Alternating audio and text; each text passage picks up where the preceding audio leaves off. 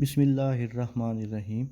आज की इस वीडियो में तमाम board classes 9th 10th first year और सेकंड ईयर का जो केमिस्ट्री का पेपर की प्रेजेंटेशन है, उन स्टूडेंट की जो पूरे नंबर लेते हैं या बोर्ड में टॉप करते हैं, वो मैं आपसे टिप्स उनकी शेयर करूंगा। और अक्सर स्टूडेंट जो अक्सर सवाल करते हैं कि सर हमारी 100% तैयारी होने के बावजूद भी पेपर में फुल मार्क्स नहीं आते, तो उनकी जो छोटी छोटी मिस्टेक हैं जो लास्ट टाइम मैंने बोर्ड मार्किंग के दौरान नोट की हैं, वो मैं आपसे शेयर करूंगा कि कहाँ पे वो छोटी छोटी मिस्टेक करते हैं या उनकी जो पेपर की प्रेजेंटेशन है वो कहाँ पे नहीं ठीक होती, जिसकी वजह से जो उनका जो चेकर के ऊपर जो इंप्रेशन है वही गलत पड़ता है और जिसकी वजह से वो कहीं ना कहीं से 1 2 या 5 नंबर उनके पेपर में कम होते हैं, बेशक उन्होंने 100% भी पेपर ठीक किया हो। तो आज मैं डिटेल से बताऊंगा कि केमिस्ट्री का पेपर बोर्ड में आपने किस तरह अटैम्प्ट करना है। मैं कुछ पिक्स शेयर करूंगा उन बच्चों की जो बोर्ड के पेपर में पूरे नंबर लेते हैं या टॉप करते हैं। ये किसी स्पेसिफिक क्लास के लिए नहीं है, ये आप 9th 10th first year second year की जो केमिस्ट्री की पेपर है उसमें आप ये जो पेपर प्रेजेंटेशन है ये फॉलो कर सकते हैं। तो आपको जो ऑब्जेक्टिव पेपर के बाद सब्जेक्टिव पार्ट दिया जाता है, इसमें सबसे पहला जो पार्ट होता है वो शॉर्ट क्वेश्चन का होता है। तो इसमें आपने हर चीज़ को वाज़िया करना होता है कि जैसे अब आपने सबसे पहले उसको यहाँ पे बता देना है कि मैं सब्जेक्टिव पार्ट जो है वो सोल्व कर रहा हूँ। ठीक है, तो आपने इसमें सिर्फ एक चीज़ नोट करनी है जो मैंने वहाँ पे अपने सीनियर से मार्किंग के दौरान सीखी है कि आपने जब पेपर अटैम्प्ट करना है तो आपने चेकर के लिए आसानियाँ पैदा करनी है। चेकर मीन जो आपका पेपर चेक कर रहा है उसके लिए जितनी आसानियाँ पैदा हो वो आपने करनी है। आसानियाँ पैदा करने से मुराद क्या है कि आपने अपने पेपर की प्रेजेंटेशन ही इस तरह से की हो कि उसको बार बार क्वेश्चन पेपर ना देखना पड़े। मीन कि उसको जो आपका क्वेश्चन है वो देख के ही पता चल जाए कि इस बच्चे ने कौन से क्वेश्चन का कौन सा पार्ट और क्या लिखा हुआ है, यानी कि उसको बार बार जो है वो क्वेश्चन पेपर ना देखना पड़े। इससे क्या होता है कि जो भी चेकर्स होते हैं उनकी कोशिश होती है कि वो एक दिन में या 1 घंटे में जितने ज़्यादा पेपर चेक हों वो करें। क्यों? क्योंकि उनको फ़ी पेपर के हिसाब से पैसे मिलने होते हैं। तो इसलिए आपने जो सबसे पहली चीज़ जो अपने ज़हन में रखनी है पेपर को अटैम्प्ट करते वक्त, कि आपने जितने ज़्यादा हो सके चेकर के लिए आसानी पैदा करनी है। ठीक है, तो अब देखें इस बच्चे ने माशाल्लाह बहुत अच्छा लिखा है। उसने सबसे पहले लिखा है कि मैं सब्जेक्टिव पार्ट कर रहा हूँ, उसके बाद इसका सेक्शन 1 है। ठीक है, और सेक्शन 1 में है क्या, शॉर्ट क्वेश्चन है और शॉर्ट क्वेश्चन का कौन सा नंबर है, दूसरा नंबर है और उसका पहला पार्ट कर रहा हूँ। ठीक है, यहाँ तक आप अगर देखें तो उसने बहुत ज़्यादा आसानियाँ पैदा की हैं चेकर के लिए कि चेकर को क्वेश्चन पेपर देखने की ज़रूरत नहीं पड़ी। उसको बच्चे का पेपर देख के पता चल गया है कि वो सब्जेक्टिव पार्ट कर रहा है, शॉर्ट क्वेश्चन कर रहा है और उस क्वेश्चन का कौन सा नंबर कर रहा है, जो उसको पेपर देख के ही पता चल गया। अच्छा, उसके बाद उसने बताया कि मैं पहला पार्ट कर रहा हूँ और पहले पार्ट में उसने ये भी बता दिया है कि मैं कौन सा क्वेश्चन लिख रहा हूँ, यानी कि उसकी एक छोटी सी हेडिंग बता दी है, ताकि अब अगर जो आपका पेपर चेक कर रहा है उसको अगर ना भी पता हो कि पहला जो क्वेश्चन नंबर 2 का पहला पार्ट है ये कौन सा है, तो उसको पेपर देख के पता चल जाए कि पहला पार्ट ये फ़लाँ डेफिनेशन है। ठीक है, तो अब उसने देखो यहाँ पे वो भी मेंशन कर दिया है कि मैं फ़लाँ क्वेश्चन कर रहा हूँ, उसका ये वाला पार्ट है और सबसे पहले उसने लिखी है डेफिनेशन। डेफिनेशन को आपने इन्वर्टेड कोमा में लिख लेना। जैसे आप देख सकते हैं कि उसने जो डेफिनेशन है उसको इन्वर्टेड कोमा में लिखे हुए है। इन्वर्टेड कोमा में लिखने का मकसद क्या होता है कि चेकर को पता चल जाता है कि ये जो इन्वर्टेड कोमा में यहाँ तक उसकी डेफिनेशन, और आपने कोशिश करनी है कि जो क्वेश्चन है उसका आंसर टू द पॉइंट देना, ज़्यादा एक्सप्लेन नहीं करना। अगर उसने डेफिनेशन पूछी है तो डेफिनेशन के साथ एक एग्जांपल दे दें, अगर उसका यूनिट या कोई फार्मूला है आप वो लिख दें, ज़्यादा उसको मज़ीद ज़्यादा आपने एक्सप्लेन नहीं करना। अच्छा, उसने डेफिनेशन लिखी है, डेफिनेशन के बाद नीचे उसकी एग्जांपल दी है। एग्जांपल देखें उसने कितने खूबसूरत तरीके से यहाँ पे पेश की है कि इस तरह एग्जांपल देनी है।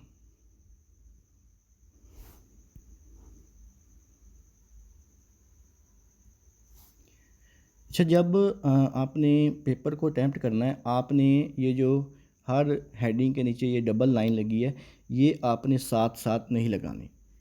कोशिश करनी है कि इनको आपने पेपर के एंड पे कम से कम 10 से 12 मिनट आपने सेव करने हैं, जिसमें आपने ये वाली नीचे जो आपने हेडिंग्स दी हैं उसके नीचे खूबसूरती के लिए पैमाने और मार्कर के साथ ये लाइनें लगानी हैं। और दूसरी बात, जैसे अब बच्चे ने एग्जांपल लिखी है, एग्जांपल में ये वाला जो आपको बॉक्स नज़र आ रहा है ये भी आपने साथ नहीं बनाना। आपने जस्ट उसकी एग्जाम्पल लिखनी है, और एग्जाम्पल लिखने के बाद जो बॉक्स है ये वाला, जितनी भी आपने डिज़ाइनिंग करनी है, लाइनें लगानी है या बॉक्स बनानी है, ये आपने कोशिश करनी है कि जो आपका जब पेपर मुकम्मल कंप्लीट हो जाए उसके बाद अगर 10 से 12 मिनट बच जाएँ तो ये आप उसमें ये सारी आपने डिज़ाइनिंग लाइनें, ये बॉक्स वगैरह बनाने हैं, ठीक है।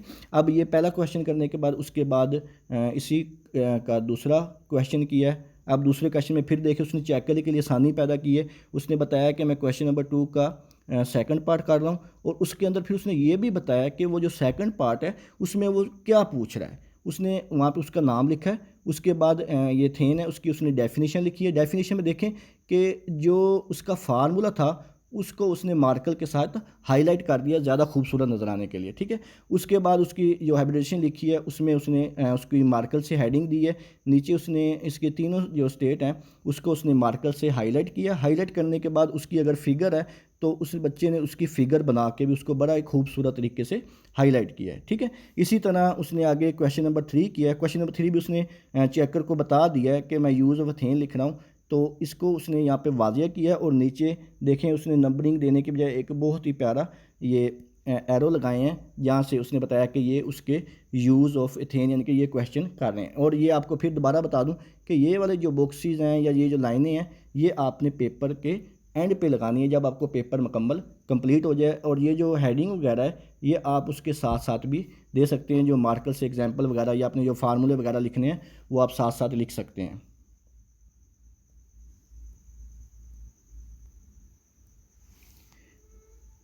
इसके बाद इसी का नेक्स्ट पार्ट किया हुआ है शॉर्ट क्वेश्चन का ही। जैसा आपने इसमें अगर कोई मिस्टेक है आपने वो नहीं देखनी, आपने जस्ट ये देखना है कि पेपर को प्रेजेंट किस तरह किया हुआ है। अब देखिए यहाँ पे फिर उसने शॉर्ट क्वेश्चन किया है क्वेश्चन नंबर 4। फिर उसका जो उसमें वो पूछ रहा क्या पूछ रहा है उसके बारे में उसने बता दिया है। फिर उसकी आगे जो इक्वेशन है उसमें आप देखें कि यहाँ पे जो एरो आप लगाते होते हैं उसको उसने मार्कर के साथ हाईलाइट किया है, ठीक है। इसे हाईलाइट करने से क्या कि एक पेपर में एक बड़ी खूबसूरती होती है। और नीचे जो उसने उसका नाम मेंशन किया उसको भी मार्कर से मेंशन कर दिया, ठीक है। और एक बात आपने याद रखनी है कि जैसे जब आपका शॉर्ट क्वेश्चन जब ख़त्म हो, यानी कि डेफिनेशन एग्जाम्पल या जो चीज़ उसने पूछी उस लिखने के बाद आपने उसके नीचे ये छोटी सी लाइन लाजमी लगानी है, ताकि चेकर को पता चल जाए कि यहाँ पे आपका क्वेश्चन ख़त्म हो गया है। हमेशा जब भी शॉर्ट क्वेश्चन करें उसके नीचे इस तरह की एक छोटी सी लाइन आपने लाजमी लगानी है, ठीक है। अब उसने अगला जो पार्ट शुरू किया है फिफ्थ पार्ट शॉर्ट क्वेश्चन का, उसमें ये फिर बता दिया कि मैं कौन सा उसका वो क्या पूछ रहा है वो बता रहा हूँ, ठीक है। फिर उसकी जो डेफिनेशन है डेफिनेशन को उसी तरह इन्वर्टेड कोमा में लिखा है। लेकिन इसमें आपने एक चीज़ याद रखनी कि अगर इस तरह की कोई लफ्ज़ आ जाए ना डेफिनेशन से मुतल्लक या कोई भी किसी तरह का भी, तो उसको आप ब्लू पॉइंटर से या ब्लू मार्कर से या किसी चीज़ से भी उसको ऐसे हाईलाइट करके लिख सकते हैं। इससे भी आप देखें कि कितनी खूबसूरती पैदा हो रही है उसकी पेपर की जो प्रेजेंटेशन है, ठीक है। लेकिन आपने एक बात याद रखनी है कि पेपर में कभी भी ब्लैक मार्कर पेन पेंसिल कोई भी ब्लैक चीज़ नहीं यूज़ करनी, सिर्फ आप ब्लू मार्कर और ब्लू पेन या ब्लू पॉइंटर इस्तेमाल कर सकते हैं। इसके अलावा किसी भी कलर की पेपर में परमिशन नहीं होती। वहाँ पे स्पेशली इंस्ट्रक्शन में लिखा होता है कि अगर आप ब्लैक रोशनाई का इस्तेमाल करेंगे तो आपका पेपर कैंसिल कर दिया जाएगा, ठीक है। अब देखिए इसके नीचे उसने जो रिएक्शन है वो बहुत ही खूबसूरत अंदाज में मार्कर से किया। उसके बाद में पेपर के लास्ट पे टाइम बच जाए तो आपने इस तरह का बॉक्स बना देना, जिससे पेपर की जो प्रेजेंटेशन है उसमें मज़ीद खूबसूरती पैदा हो जाती है, ठीक है। इसके बाद आगे इसका फिफ्थ पार्ट है शॉर्ट का ही बिल्कुल उसी तरह फिफ्थ पार्ट। फिर फिफ्थ पार्ट में उसने क्या पूछा है चेकर की आसानी के लिए भी और पेपर की खूबसूरती के लिए भी। उसके बाद जो चीज़ के बारे में पूछा है उसको उसने थोड़ा सा मार्कर से थोड़ी कुछ जो वर्ड हैं उनको हाईलाइट किया है, जिससे अच्छा पेपर में प्रिंट पड़ता है। उसके बाद जो उसकी एग्जाम्पल है इसको फिर दोबारा आप मार्कर से भी लिख सकते हैं, पॉइंटर से भी ब्लू से लिख सकते हैं, पेन से भी लिख सकते हैं। लेकिन देखें अगर आप मार्कर से लिखेंगे तो जैसे बहुत ही ज़्यादा खूबसूरती पैदा होती है। और आप इसके गिर्द भी इस तरह का जो बॉक्स है वो बना सकते हैं पेपर में मज़ीद खूबसूरती के लिए, ठीक है। इसके बाद ये जो अभी मैंने आपसे शेयर किया ये जो 4 पेजेस थे ये सेकंड ईयर की केमिस्ट्री के पेपर प्रेजेंटेशन के बारे में थे। अब जो नेक्स्ट आपसे शेयर कर रहा हूँ पेपर प्रेजेंटेशन मेथड, ये जो है ये फर्स्ट ईयर का है, ठीक है। फर्स्ट ईयर में भी देखें बिल्कुल उसी तरह सबसे पहले आपको पेपर मिलता है जब सब्जेक्टिव आपने सबसे पहले ऊपर लिखा है सब्जेक्टिव पार्ट, फिर उसका सेक्शन नंबर 1।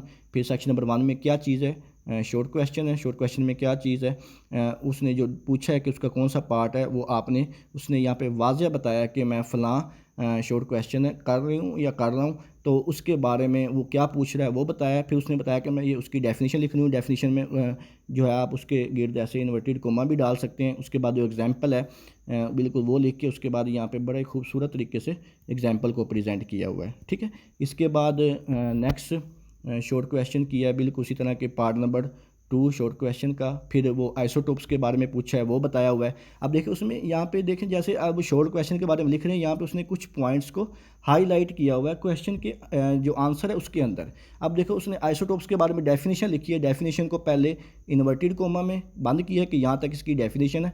फिर उसके नीचे मज़ीद 3 पॉइंट्स लिखे हैं, लेकिन 3 पॉइंट्स के अंदर खूबसूरती के लिए यहाँ पे उसने कुछ जो वर्ड हैं उनको किया हुआ है, ऐसे बोल्ड किया है मार्कर से, ताकि जिससे पेपर की जो खूबसूरती पैदा हो। और अभी आपको जो बताया था कि जब भी आपका शॉर्ट क्वेश्चन कंप्लीट हो उसके नीचे आपने ये छोटी सी लाइन लाजमी लगानी है, जिससे चेकर को भी पता चल जाए कि आपका जो ये क्वेश्चन है यहाँ पे ख़त्म हो गया है, ठीक है। और एक चीज़ मैं यहाँ से आपसे शेयर कर दूँ, जो बच्चे एक्स्ट्रा सवाल करते हैं, यानी कि अगर आपसे वो 6 पूछें तो अक्सर बच्चे 7 कर आते हैं, या 7 पूछें 8 कर आते हैं, 6 पूछें 7 कर आते हैं।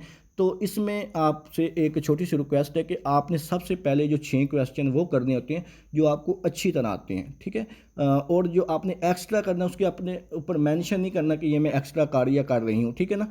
आपने जस्ट उसको लिख देना है, जो चेकर होगा वो खुद ही उसमें आपको शामिल कर लेगा। अगर आपका कोई पहले 6 में से कोई क्वेश्चन गलत हो जाए तो फिर जो आपका नेक्स्ट जो सही होता है वो आपका काउंट हो जाता है, और जो गलत होता है वो खुद ब खुद चेकर जो है वो उसको एक्स्ट्रा में डाल देता है, ठीक है। तो आपने अगर आपको आते हैं एक्स्ट्रा क्वेश्चन तो कोशिश किया करें कि आप उसको अटैम्प्ट करें, ठीक है। क्वेश्चन एक्स्ट्रा के नंबर मिलते हैं अगर आपका जो पहले से कोई क्वेश्चन शॉर्ट गलत हो जाए, तो अगर लाजमी एक्स्ट्रा किया करें, एक्स्ट्रा के नंबर होते हैं। लेकिन कोशिश किया करें कि पेपर के एंड पे अगर टाइम बच जाए तो फिर एक्स्ट्रा करें। साथ साथ एक्स्ट्रा करने से आपका जो करने वाले क्वेश्चन हैं जो कंपलसरी होते हैं वो भी रह जाते हैं, ठीक है।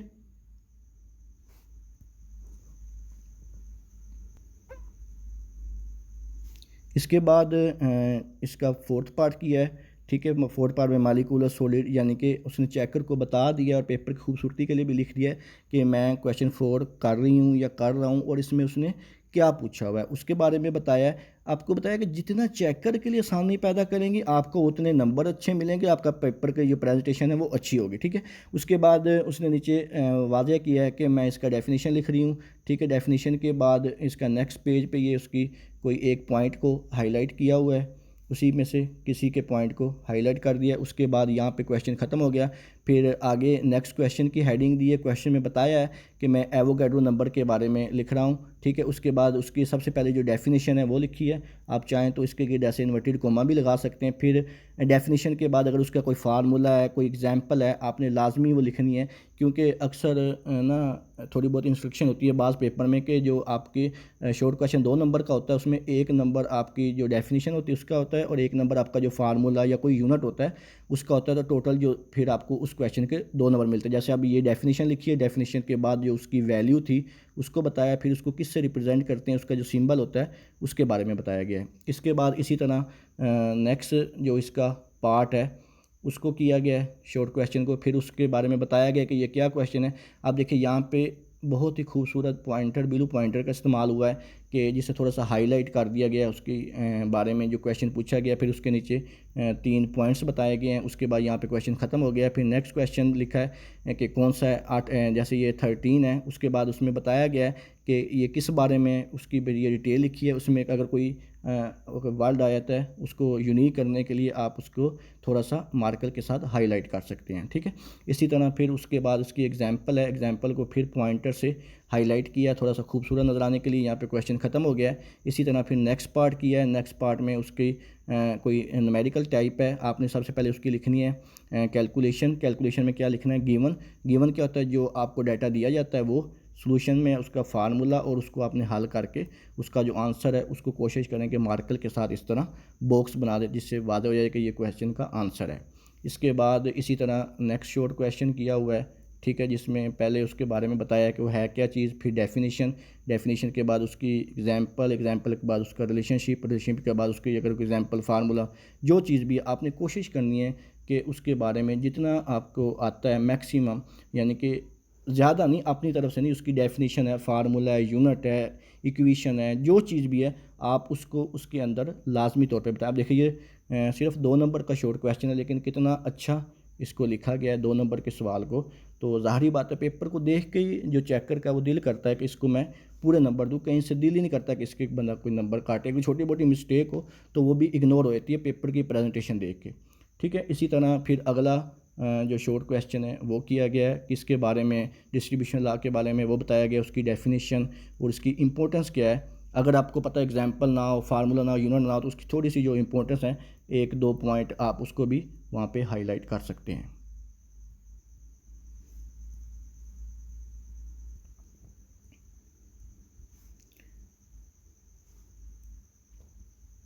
इसके बाद क्वेश्चन नंबर 4 है, ये भी शॉर्ट क्वेश्चन ही होता है। इसका फर्स्ट पार्ट किया गया है, फर्स्ट पार्ट में बताया गया कि उसकी टर्म्स क्या है। ठीक है, इसका क्रिटिकल टेम्परेचर जिसकी डेफिनेशन है वो बताई गई है, फिर उसकी एग्जांपल, फिर क्रिटिकल प्रेशर और एग्जांपल। बिल्कुल एक वाज़ेह तरह हर चीज़ को अच्छी तरह, जितना अच्छा आप पेपर को प्रेजेंट करेंगे आपको उतने ही अच्छे नंबर मिलेंगे।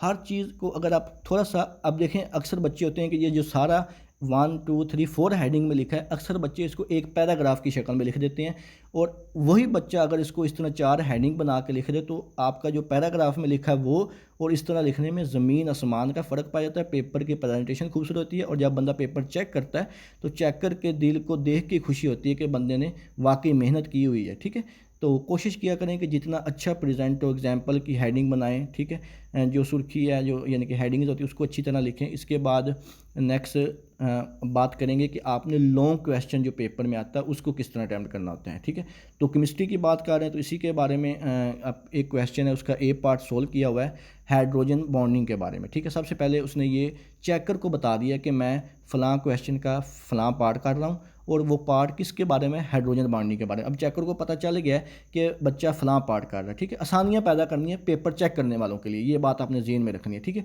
तो सबसे पहले उसने यहाँ पे बताई है जो सवाल कर रहा है उसकी डेफिनेशन को उसने खूबसूरत बनाने के लिए 2 इन्वर्टेड कोमा का इस्तेमाल किया, और इसके जो डेफिनेशन है उसने पॉइंटर के साथ लिखी है पेन की बजाय, जिससे वो एक खूबसूरती पैदा हो गई। ठीक है, इसके बाद जो एग्जाम्पल है उसको मार्कर से हाईलाइट करने के बाद उसका जो फार्मूला है उसको पेन से लिखा है। ठीक है, और इसका फार्मूले को मज़ीद आगे थोड़ा सा एक्सप्लेन किया है एग्जाम्पल के अंदर ही। ठीक है, इसके बाद उसके बाद उसकी जो फिगर है उसको बनाया है बहुत ही प्यारे खूबसूरत अंदाज में। उसके बाद फिगर बनाने के बाद उसको ऐसे बॉक्स की शक्ल में हाईलाइट किया, ये आपने एंड पे करना है।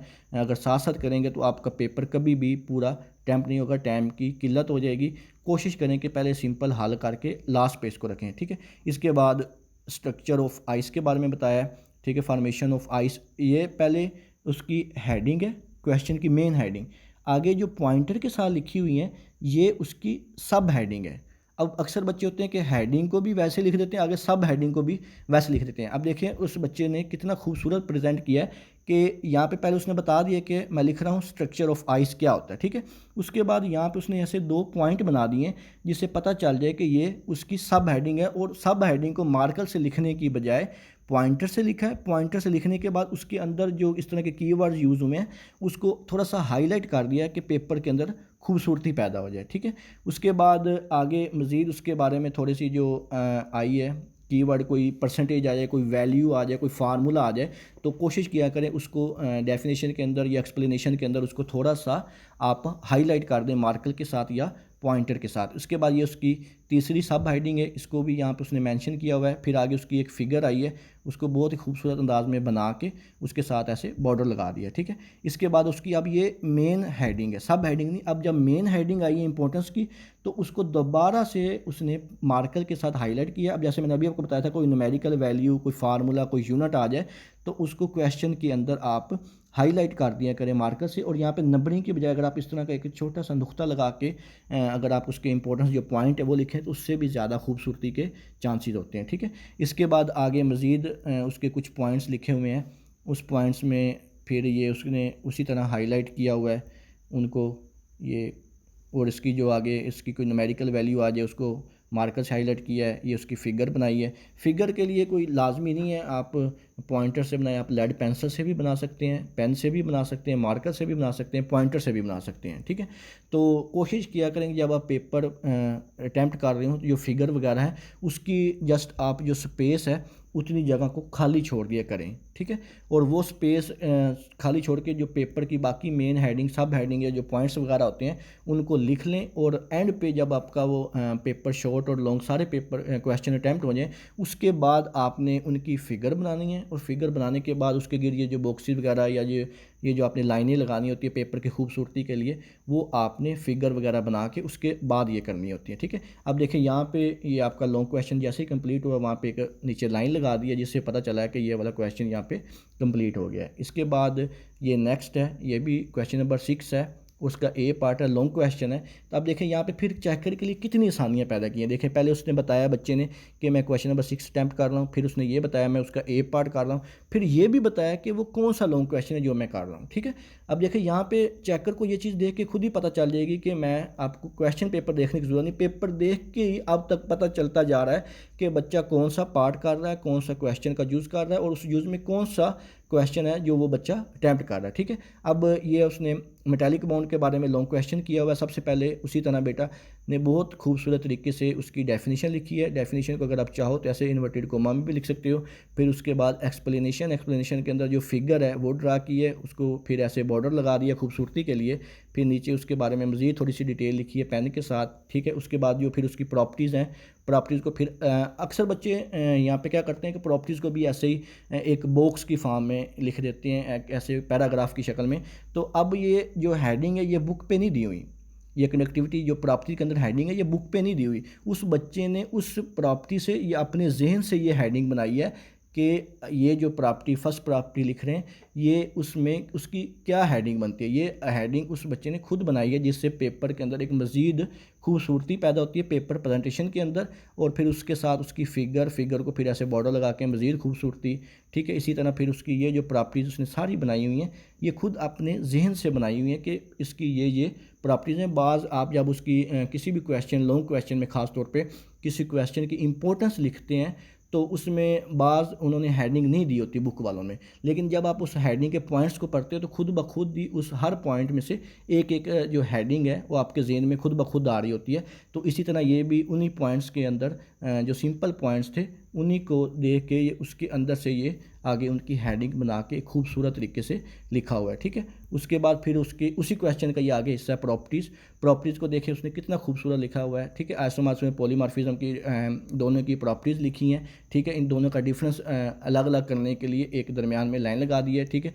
यहाँ पर उसने वाजिया किया कि सबसे पहले दोनों की डेफिनेशन आपने लाजमी आपने भी ऐसे ही करना है कि जब भी किसी का डिफरेंस लिखते होते हैं तो इसी तरह दरमियान में लाइन लगा के दोनों की डेफिनेशन, उनकी एग्जांपल, उनकी formula, chemical properties, physical properties, unit जो भी होता है उनको अलग-अलग लिखते हैं जिससे पेपर में मज़ीद खूबसूरती पैदा होती है। जैसे अब सबसे पहले डेफिनेशन लिखी है, उसके बाद उसका कंपाउंड लिखा है, उसके बाद उसकी केमिकल प्रॉपर्टीज़ हैं, केमिकल प्रॉपर्टीज़ के बाद फिर उसकी फ़िज़िकल, फिर उसकी एग्जांपल, फिर उनकी जो रेशो है उसके बारे में एक वाज़ेह और ख़ूबसूरत तरीके से ऐसे लाइनें लगा के, बॉक्सेस बना के, बॉर्डर बना के एक बहुत ही अच्छे तरीके से पेपर को प्रेजेंट किया है। और लास्ट पे ये आपने लाइन लाजमी लगानी है जिससे पता चलेगा कि आपका जो लॉन्ग या शॉर्ट क्वेश्चन है वो यहाँ पे कंप्लीट हो चुका है। तो इसके अलावा पेपर की प्रेजेंटेशन के बारे में आपके ज़हन में किसी किस्म का कोई भी सवाल हो तो आप मुझसे वो नीचे कमेंट सेक्शन में पूछ सकते हैं। दुआओं में याद रखिएगा। जज़ाकल्लाह, अल्लाह हाफ़िज़।